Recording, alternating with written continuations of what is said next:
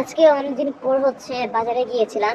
আসলে সাপ্তাহিক বাজার ছিল এটা, কারণ আমি সপ্তাহে একবার মাছ মাংস যেগুলো দরকার হয় ওগুলো বাজার করি। আমার কাছে মনে হয় সাপ্তাহিক বাজারটাই করা ভালো, কারণ অনেকের ক্ষেত্রে অনেকেই করে আসলে, হয়তো বা সময়ের অভাবে আর কি, যে মাসে মাসে একটা বাজার করে। বাট আমার কাছে মনে হয় যে টাটকা কিছু খাই, যেহেতু থাকি ঢাকা শহরে, আর ঢাকাতে আসলে টাটকা খাবার খাওয়াটা খুব ইম্পর্টেন্ট আমি মনে করি, কারণ এখন খাবারে যে পরিমাণ ভেজাল থাকে। যাই হোক, আমাদের এটা সাপ্তাহিক বাজার ছিল।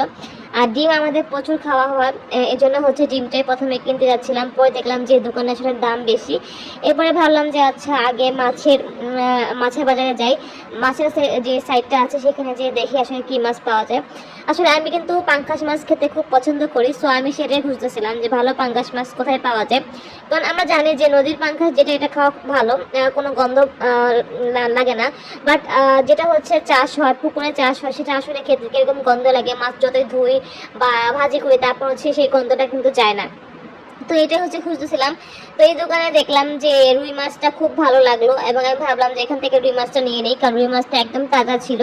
আসলে আমরা যারা সাপ্তাহিক বাজার করি বা মাছ কেনাকাটা করি, তারা আসলে মাছ দেখলে বুঝতে পারে যে কোনটা আসলে তাজা বা কতদিন আগে কিনা হয়েছে, এগুলো একদম স্বাভাবিক। তো যাই হোক, এখানে এই মাছটা আমার খুব পছন্দ হয়, কারণ মাছটা খুব বেশ বড় ছিল। আর আমি ভাবলাম যে যেহেতু মাছটা আজকে ধরা, মানে তারা আনছে, সো এটা আজকে নিয়ে যাই, এবং বাসায় এটা যদি ভাজি করে খেতে পারি আজকে ভাত দিয়ে খুব ভালো লাগবে। তো যাই হোক, এটা কেনা শেষ হয়ে গেছে, এবং এইখানে আমি চলে আসছি পাঙ্গাস মাছের এখানে। তো এখানে আসার পর পাঙ্গাস মাছ কিনে আমি ওয়েট করতেছিলাম, কারণ এখানে যেখানে আমি কিনি মাছটা, ওরা কেটে দেয়।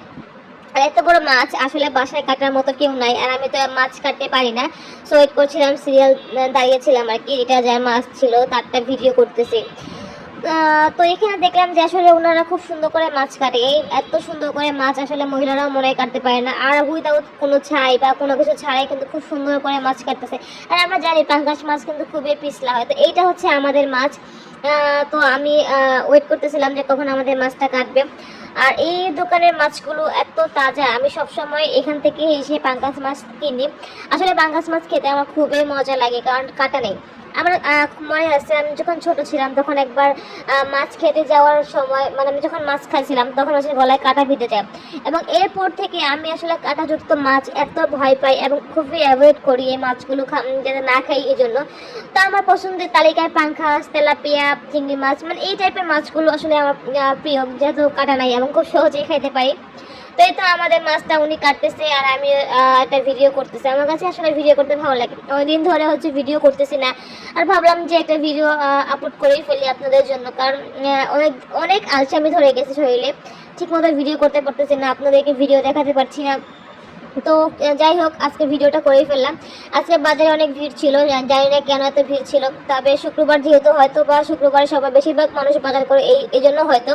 তো এখানে দেখলাম উনি মাছগুলো একদম বেশি পাতলা পাতলা করে ফেলছে। যাই হোক, কি আর করার। এখানে ডিম 2 কেজি কিনে নিয়েছি। আর ডিম খাওয়া আসলে খুব ভালো, আমি মনে করি আদা খাইলে শরীরে বেশি খায়, তারপরে ডিমটা বেশি কিনা। আর সকাল বিকাল না, সরি, সকাল এবং রাতে 2 বেলায় আমাদের ডিম খাওয়া পড়ে। তো যাই হোক, আজকের ভিডিওটা এই পর্যন্ত। সবাই ভালো থাকবেন এবং একটা লাইক ফলো দেওয়ার পাশে থাকবেন। যারা ইউটিউব থেকে দেখছেন অবশ্যই সাবস্ক্রাইব করবেন, এবং যারা ফেসবুক থেকে দেখছেন তারা অবশ্যই লাইক করবেন।